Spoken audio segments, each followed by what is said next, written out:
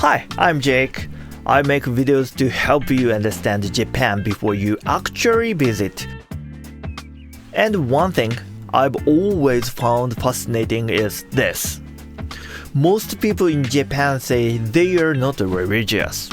But at the same time, they visit shrines on New Year's, have Christian-style weddings, and hold Buddhism funerals. I remember noticing this myself and thinking, that's interesting. How does that even work? Because from the Western perspective, this doesn't really make sense. But once you start to understand the structures behind it, it becomes not only logical, but actually really fascinating. In many Western cultures, religion is about what you believe. But in Japan, it's often about something else entirely. It's less about belief and more about participation. When Japanese people say, "I'm not religious," they usually don't mean they have no spirituality.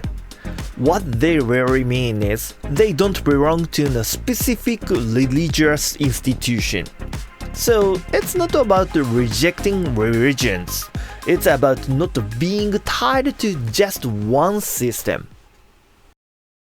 To understand this, we need to look at the foundation. There is a concept in Japan called Yaoyorozu no Kami. It's often translated as 8 million God, but not literally 8 million. It really means countless. Not one God, but potentially everywhere. In mountain, rivers, trees, and sometimes even in a place you wouldn't expect. And this changes everything. Because if presence is already everywhere, you don't really go somewhere sacred. You are already inside it. And that's why people naturally become quieter, more aware, more respectful of space. Not because of strict rules, but because of how they perceive the world. So here's an interesting question.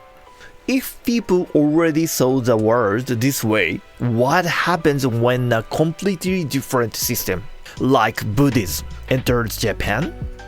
In many cultures, this would create conflict. But in Japan, something else happened. When Buddhism arrived, people didn't reject it. Instead, they found a way to combine it with what already existed. Instead, they found a way to combine it with what already existed. Rather than choosing one over the other, they layered them. And this is where it gets really interesting. People began to see Buddhas and the local gods not as different beings, but as different expressions of the same reality. In simple terms, Buddhas were seen as the original form, and the gods as how they appeared in Japan. So instead of conflict, there was integration. And this blended system continued for over 1,000 years. But about 150 years ago, something changed.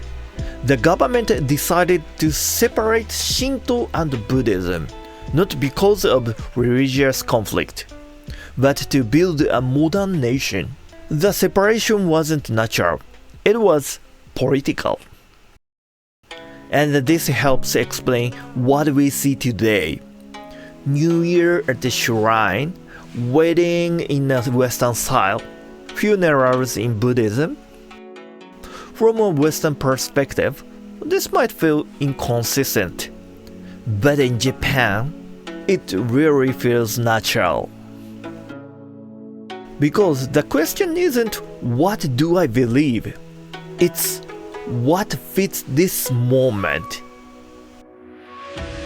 And once you understand this, your experience in Japan changes.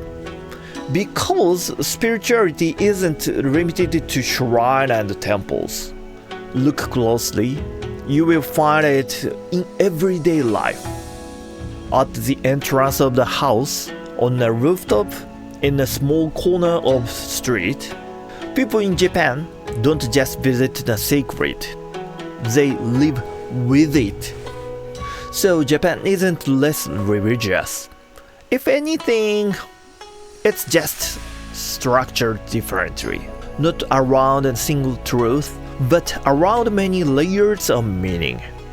And once you start seeing in this way, even a simple visit to a shrine or a temple can feel completely different.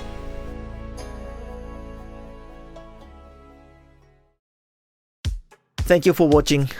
If you want to explore Japan in a way that goes beyond surface level sightseeing, but how things actually work here, make sure to subscribe. I share a practical cultural insights like this every week.